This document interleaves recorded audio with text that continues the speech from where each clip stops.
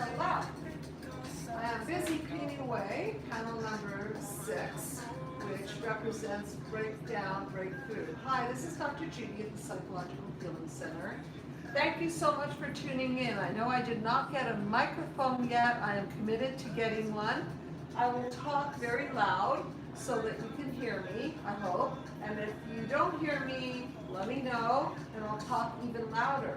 So we're working right now on panel 6, which is the culmination of breakdown, beginning from childhood wounds through our reactions, through our encoding, through our chaos, our defenses, and when everything finally breaks down on us, I'm going to try to illustrate this with a little bit of dark colors here, which hopefully I shall be able to get out of the tube, because this darkness, this black background represents the true darkness that we encounter, that we face when we are breaking down. The hole in the soul has now become so cancerous, if you will, that it cannot contain itself anymore. The defenses have completely broken down and the darkness abounds. And I'm just going to fill it out a little bit more, get some of this darkness on here so that you can see that this is a very dark period of life when we're breaking down. And why do we break down? Because our hole in the soul, which creates reactions, encodings, chaos, defenses, don't manifest into any light.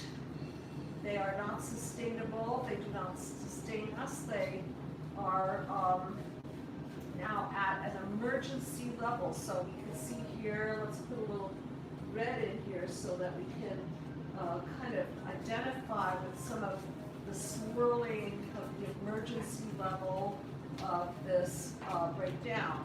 And as some of you might know, behind the breakdown is the breakthrough, but we haven't gotten there yet. So we have a question. Yes, go ahead, please. Ask away. Is this the point that a child can develop attachment disorder?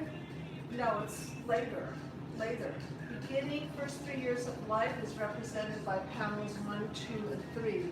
And the attachment disorder takes place in the first few years of life, which is panel 1, mother-infant disconnect, panel 2, which is the reaction to the wound, which is that detachment disorder, which is the reaction to the wound when mom is not present, when the child is not contained, when the child doesn't get those psychological nutrients, if you will. And this is much further along the path of destruction. So now the alcoholisms are not holding up any longer. The overeating, the smoking, the drugs, sex, rock and roll do not hold any amount of containment, emotional containment. So now the person, the alcoholic, is breaking down. They end up vomiting in the sewer, if you will, or they end up in the hospital, rehab, however the breakdown occurs for each individual. And I just want to tell the viewers what I'm doing. This is panel number 6, and this is Psychological Healing Center, Dr. Judy, and also tune into my radio show, Dr. Judy WTF, which you can find online and you can find on my website, psychologicalhealingcenter.com, shortcut drjudywtf.com. So this particular mind map was a pathway to healing the human race. And this macro version, which I started with, became a micro version, defining the breakdown of the individuals within the human race. And so from a macro perspective, panel 6 represents the wars, the projections onto humanity, the drive-by shootings, the atrocities that we have encountered as a human race. So I'm going to start by painting in some of these missile-like drawings representing our particular breakdown. So let's start here with a blue. Okay, so here comes this missile, okay? And this missile is ramped up. Why is it ramped up? It's ramped up because it is full of toxins. It's full of psychological poisons. It cannot hold anymore. So it is completely charged up, completely breaking down. This could be anything from anger to very, very harsh forms of aggression. Let me just kind of paint in some of the energy behind this, because it will become evident to you that these defense mechanisms can no longer hold up over time. So here it is. Here is these missile-like objects coming at each other and creating an entire feeling of clash. So this would be the clash of the isms right here. So you see all of this fire coming out of it. So let's paint another ism right here. So here it is. The blue one clashes with the orange one. Okay, so here it is.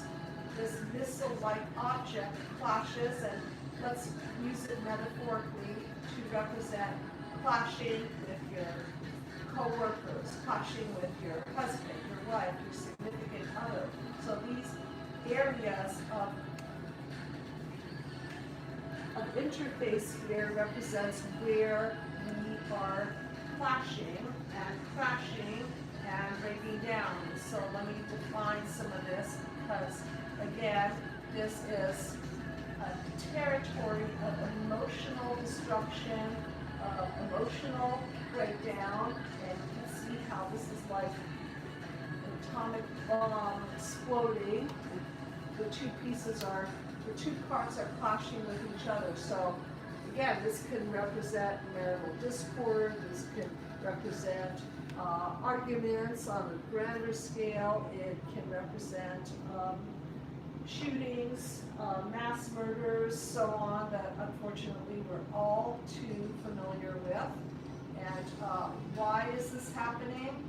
Because our defenses can no longer hold up. We do not have the emotional bandwidth to deal with a lot of life's traumas, and without opening up the original wounds of the defenses, they break down.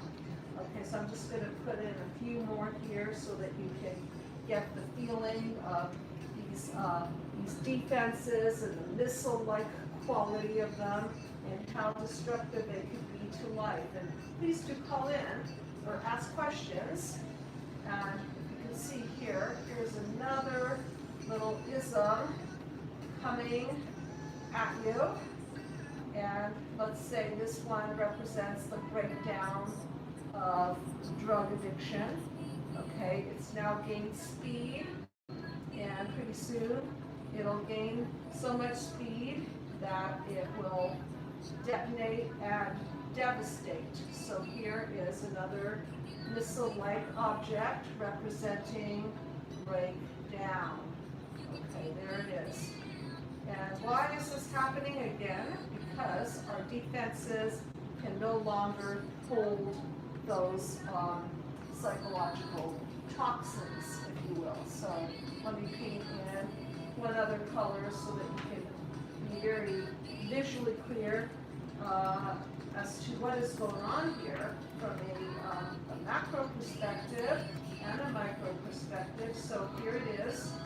These isms, or defense mechanisms, if you will, are now severely breaking down. We have a question. Yeah, go ahead. What is your opinion on medical marijuana? On medical marijuana, Yeah. some people swear by it and think it's amazing. I think everything to its moderation, and if it's used too much as a human disconnect, if it's used too much to distance yourself from people, then take a look at how it's functioning in your life, if it's really helping you with symptoms of pain, whether it be physical pain or some level of pain, and you can moderate it and emotionally manage it. You just have to be careful with anything. Don't lie to yourself. It's a defense mechanism. Okay, then it's a drug. You know, plain and simple.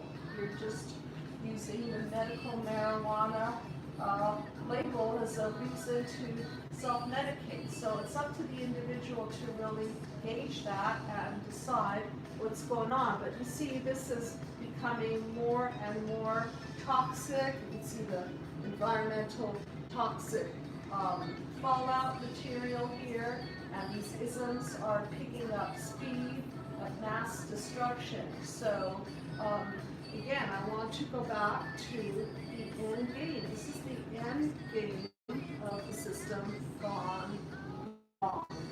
And last time we talked about different isms. We talked about alcoholism, we talked about porn, we talked about overeating. This is where the rubber meets the road. Things are severely breaking down here, and there's no royal road to return.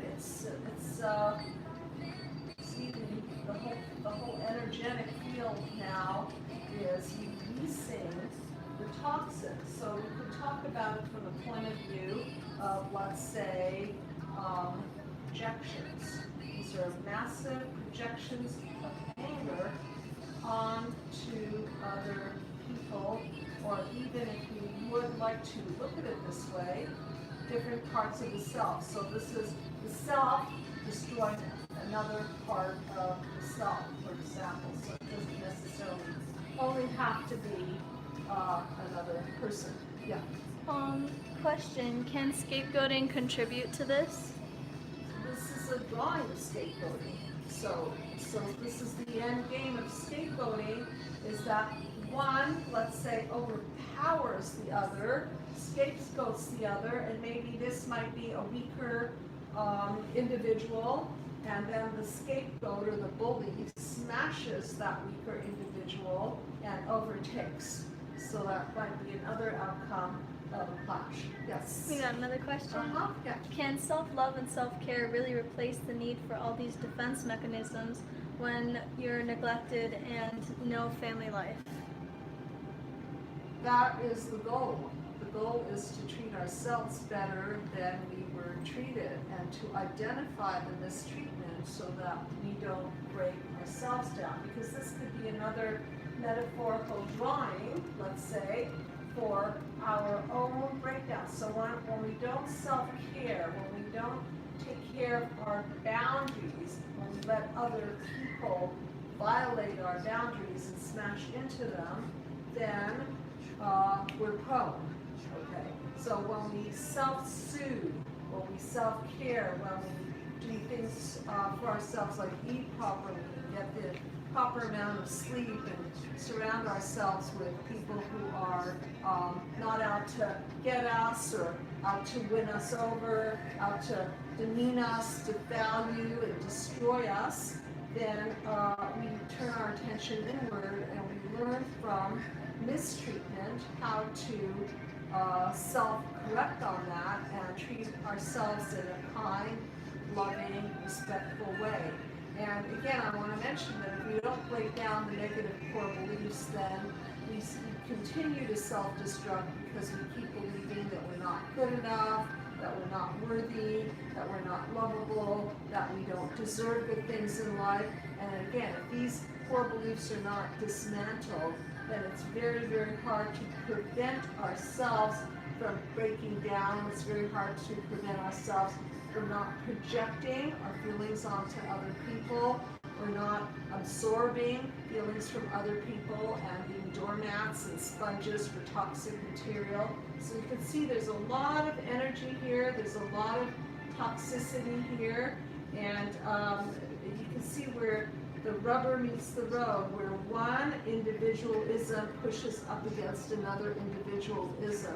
One defense mechanism might push up against somebody else's defense mechanism, as in the case of war. So now one country is defending, the other country is defending, and now there's a total breakout and a breakdown of the human race, and individually a breakdown of the human psyche.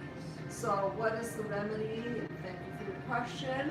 Self-reflect, self-correct, mind your boundaries, heal your childhood wounds so that this doesn't build up to the point of explosion, and then start the self-care process after you've dismantled your negative core beliefs, because if you truly believe that you don't deserve good things, then you will sabotage.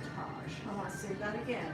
You will sabotage your self-care, because that core belief will kick in and say, nah, you don't really deserve that beautiful job. You don't really deserve that beautiful home. You don't really deserve to go to college because core belief, I'm stupid, I'm not good enough, I'm not lovable, and so on and so forth. So you can't just self-care without doing the work of dismantling, and that's why we at the Psychological Healing Center are a powerful team of people who are trained in the mind map therapy. And the mind map therapy is a system of healing designed to dismantle, first identify childhood wounds, which there are 5 of. There's physical abuse, obviously, emotional, verbal abuse, obviously, sexual abuse, obviously, neglect, and smothering. And unless we attend to identifying those wounds and then healing through them, we end up defending and eventually breaking down. I have a question. Can this scapegoating keep happening without self-care? Pardon me? Can this scapegoating keep happening without self-care? Well, if you're in a family and you can't help but to be there, which most children can't help but to be there, then if you don't have a mother or father who prevents the scapegoating, usually they create scapegoating. They're part of the system gone wrong. So the question is, can scapegoating still go on with self-care? It was said without, but that seems more right to Okay. put it with. So oftentimes when we're younger, we don't know how to defend ourselves, so it's very, very difficult.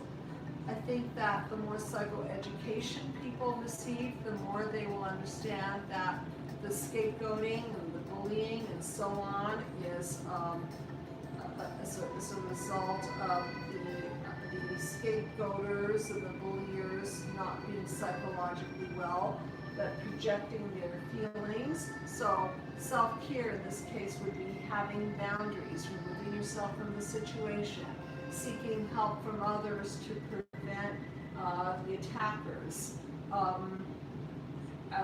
making sure that you don't walk away thinking your core belief, like I deserve this, or I need to please other people, I need to be the target for other people in order to be loved. So yes, it is very important to be aware of the cause of the problem so that you can understand how to protect yourself and care for yourself when problems come at you. You got another question? Yes. Even with my education in the mind map, can the lack of a mother figure attract someone to an older mother figure friend, or lack of a father figure attract someone who is an authority figure and has more of an attraction? Yeah, yes. Are you talking about romantically or otherwise? You said friend for the first one. I Friends, think okay, both friends. maybe. So we're always seeking to repair the WTF, which is the repetition principle.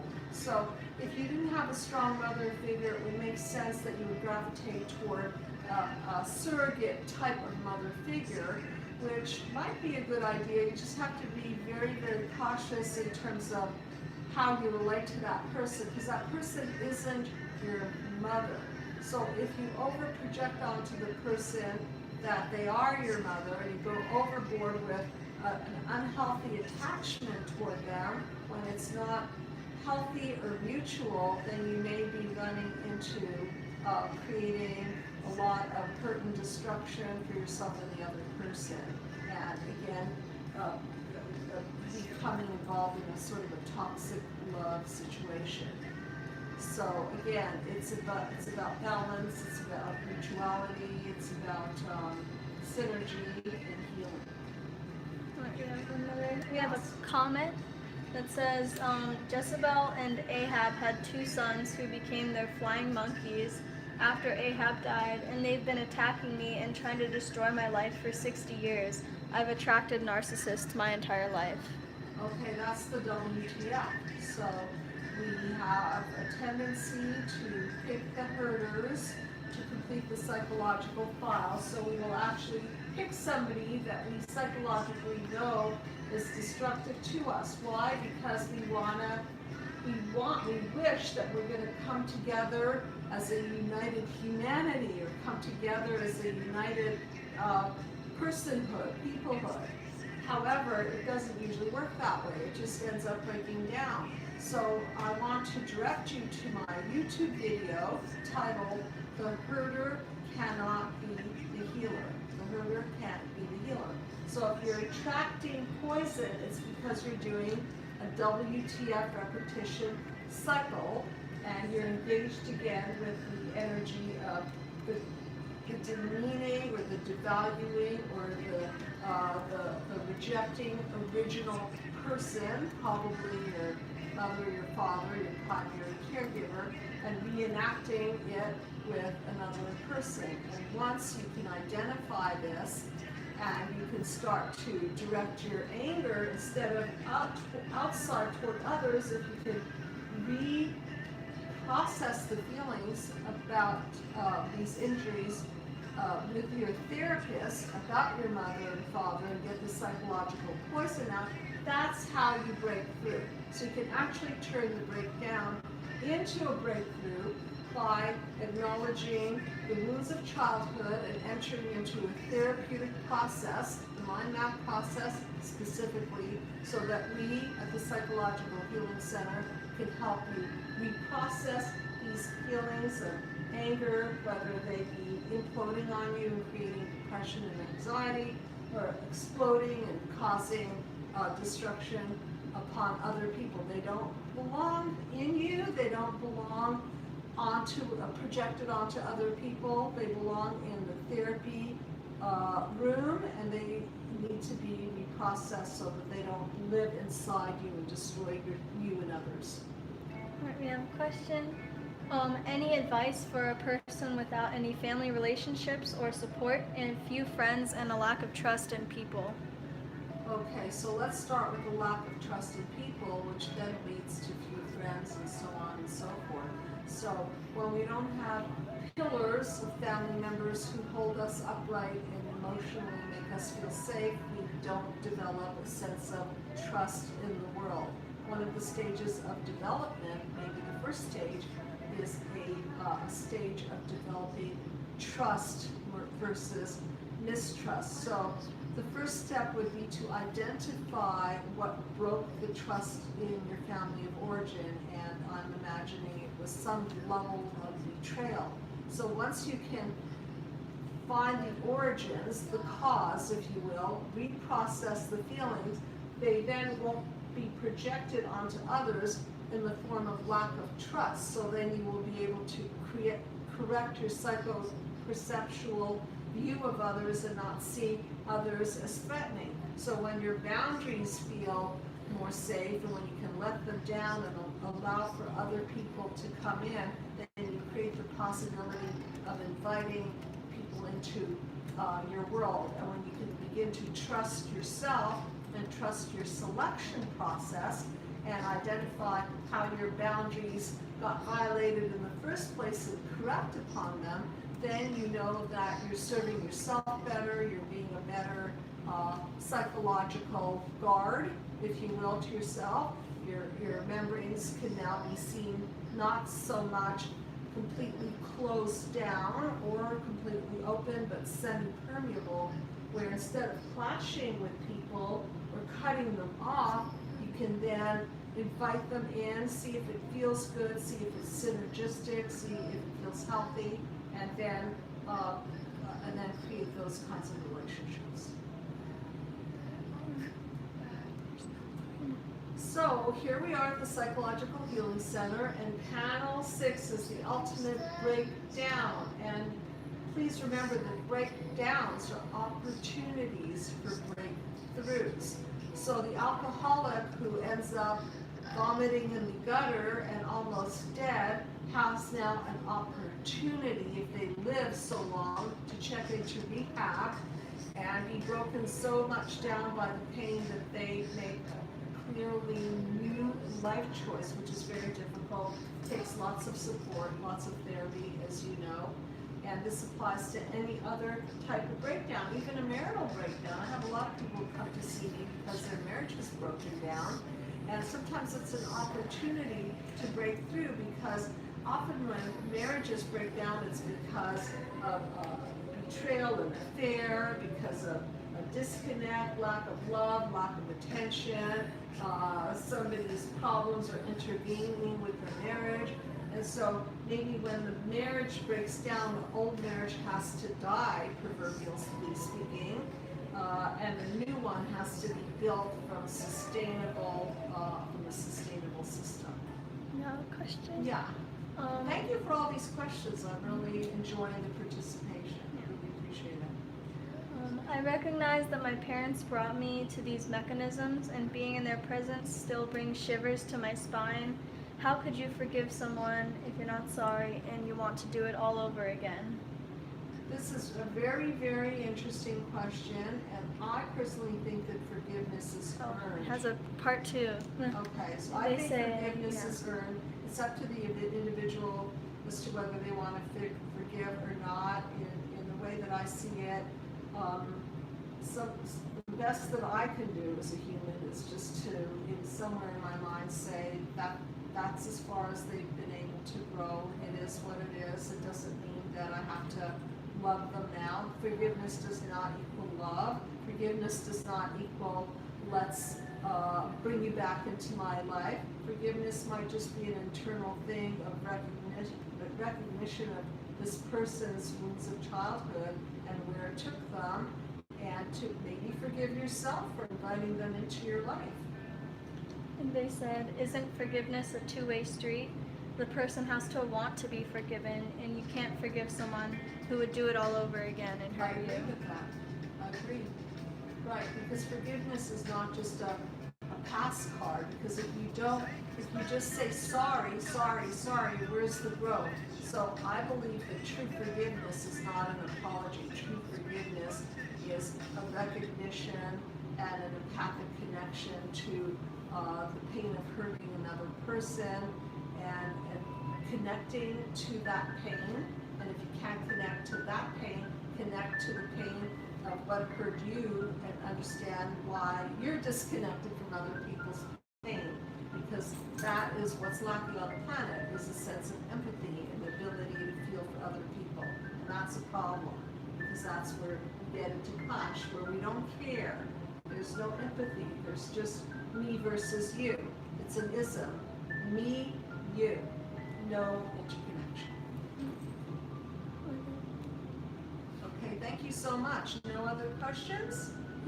Okay, once again, we're here at the Psychological Healing Center, and we just painted panel 6, which represents the breakdown, which is the opportunity to break through. And please know that we have a team of experts who work with mind map therapy, identifying the cause and the destruction upon the individual from human disconnect.